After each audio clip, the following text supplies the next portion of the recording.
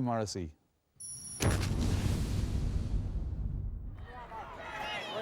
Morgan O'Flaherty played right half back in the All-Ireland semi-final last year, now wearing number 10. He's already playing a very deep role. Ronan Sweeney lays it off to Owen O'Flaherty. Ball inside, Mervyn Trevor still in his goal line. It bobbles, and back there, just luckily, it was Alan Byrne.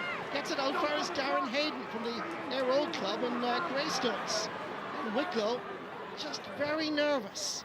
That was the third attack by the Lily Whites. And I think it resulted in a major or indeed a minor score, to say the least.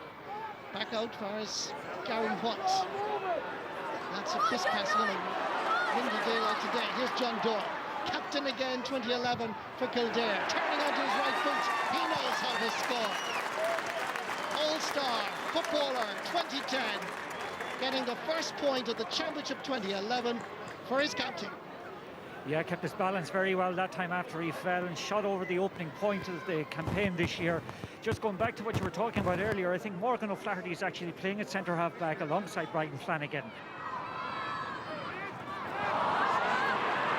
Easy ball for Wicklow, picked up by Paddy Dalton. Tony Hannon goes for distance. They're aiming every time for Shawnee Furlong. When you have a target man like this, you can't blame them. Is it enough? It is. 2 points for Shawnee Furlong, one from a free, one from play. John Doyle runs out of possession. Brian McGrath, Leighton Glen, Shawnee Furlong, every single time, back to Leighton Glen. Austin O'Malley, Glen wants it again. O'Malley onto the trusted left boot, it's Furlong, straight between the posts. The move of the match so far, and credit Wicklow, credit Leighton Glen, Shawnee Furlong and Austin O'Malley. Yeah, the three of them this time are working in tandem. That time they all found each other in optimum positions, and O'Malley gets onto the trusted left foot, shoots a great score, the score of the game so far. Clever play by Hugh Lynch. Fires Emma Bolton. Hugh McGrillen from Selbridge. Takes the challenge to Wicklow, goes for distance. Good ball, up fires Tomas O'Connor. Has the height to gather, gives it to another man, Alan Smith, wearing 18. Both late changes before the start of this Leinster Championship match. O'Connor and Smith combining 19 and 18, putting Kildare in front 4 points to 3.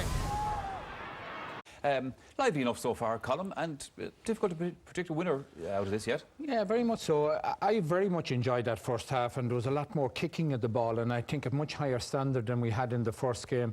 Wicklow, when they get the ball inside to that full forward line with Austin O'Malley and Sean Furlong inside, are causing problems. Kildare dominating possession as we had anticipated, but it's more a sledgehammer than a scalpel approach to it. Kicking from long range, poor shot choice, the wrong players kicking a lot of the time, and a poor style of kicking for points. So Wicklow win the game mainly because Kildare just don't have the subtlety to break them down and score some easy points. Pat, we'll get your thoughts on this game in just a moment. First of all, I want to mention the game between your own county, Kerry and Tipperary. Kerry leading that now at the moment by 110 to 5 points, but maybe more significant out of this, Tomas O'Shea has been sent off the game. He's been sent off apparently on a straight red. Well, obviously I didn't see the incident or anything like that, but certainly I remember last Sunday night talking about who did I think could win the All-Ireland, and I says Kerry to win the All-Ireland provided they stay focused, but more importantly discipline. Discipline left them down last year when they lost Tomas O'Shea and Paul Gallivan for the quarter-final against Down. The Sunday game was a very convenient scapegoat last year. That was us in the Sunday game were to blame.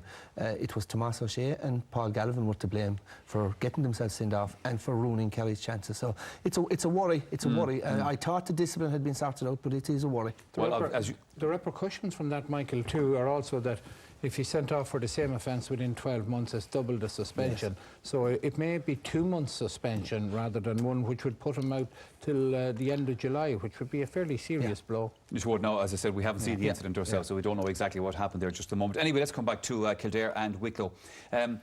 Without labouring the point, we know there's difficult win conditions out there, but we have actually seen some very good scores in that first half. We do, and maybe sometimes we're being accused of being negative. Yes, the wind is a factor, but we saw some damn good scores. Watch this.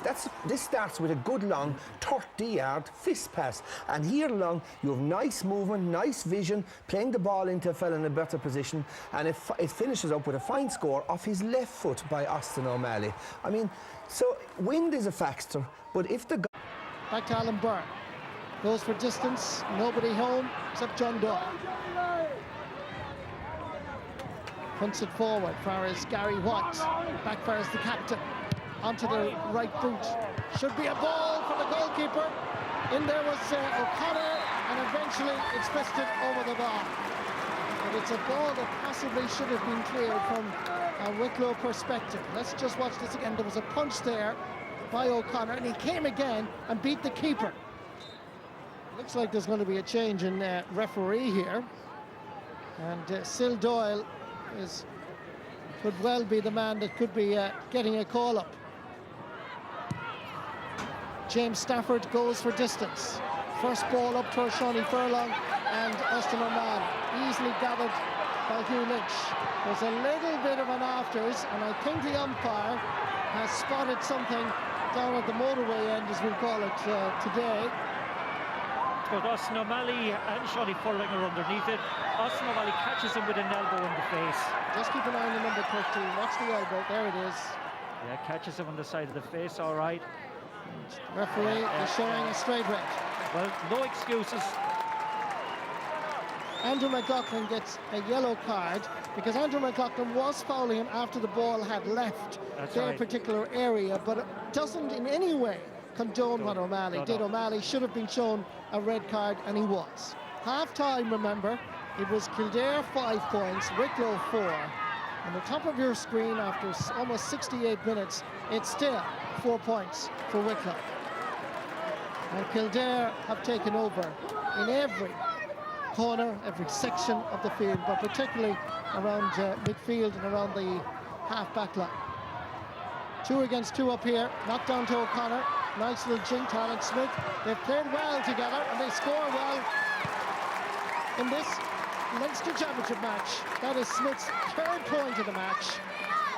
And the twin full forward line of Smith and O'Connor have performed more than adequately. Between them, they've scored 4 points. Yeah, they've combined very well on a couple of occasions in the first half. But once again, they're a very good piece of interplay between them. But we must give credit, though, to the Wicklow full back line, and indeed to the Kildare full back line. But I've been very impressed with Kieran Hyland, Alan Byrne and Stephen Kelly. 3 minutes left as Emmett Bolton goes forward. Surely he'll score. He's been threatening that all afternoon, and I don't think he would have been happy to leave Portlaoise, go down far as Eadstown, and not have registered at least 1 point. He's done it. Here's Shawnee Furlong. Can Wicklow get a score before the full-time whistle? Referee about to have a little serious conversation with Shawnee Furlong, who went right up to him, and Shawnee Furlong gets a yellow card for dissent.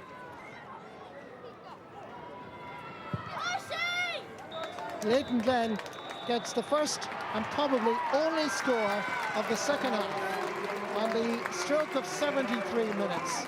A disappointing second half for viewers and indeed for the attendance of over 9,304 here. Kildare, the dominant force in that second period. Full-time score in O'Moore Park in Portlaoise. It's Kildare 12 points, Wicklow 5. I was happy with a lot of facets of it. Like we were worried coming in, with their full forward line and our full back line, to carry that pretty well. We were pretty poor in breaks around the middle, even though we dominated possession. We were very weak in the breaks. But I suppose the scoring thing will add fuel to the fire to some of the commentators saying that we don't have enough class up front. But we had no shooting boots on today. I know we could.